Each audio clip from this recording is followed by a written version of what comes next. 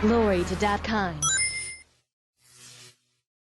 Welcome back to Dat Shorts. I'm Shades, and today I want to take a look at a few hentai games that just sort of appeared out of nowhere. Much like an unexpected boner.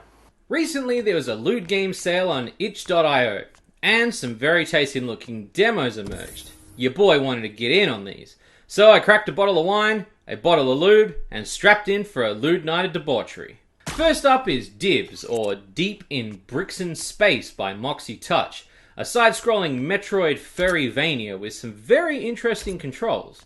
You use the mouse to aim and the keyboard to walk, so it sort of has a shmup style of shooting. It's best described as dick aiming. You know you want it on the ceiling, you aim it, you got it! The game has an interesting mechanic with lewd enemies, the ability to outrun them with a sort of mini-game. It's still in its early stages, but I like the change in dynamic from just mashing the button to get out of a sex lock. Next up is a game called Lost Case, Monster Girl Takeover. Straight away the title art I fell in love with. It was like some sort of LA noir style. You play as a detective who is sent on a case in a mysterious city.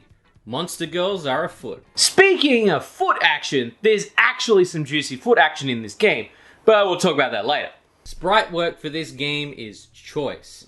The art style pops and the music really holds the hand of it, making this a couple made in heaven.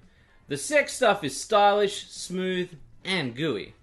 This game reminds me of a PS1 side-scroller like Lomax the Lemming. It has some serious love in its frames of animation and style that just won me over.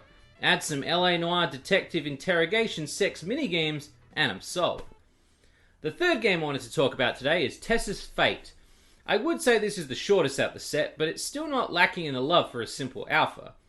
Again, pixel art is smooth, and the lighting is crisp. I am a sucker for pixel tits. That's why every night I come into this games room, I pull down Mario 2, and I jack it to Princess Peach's tits.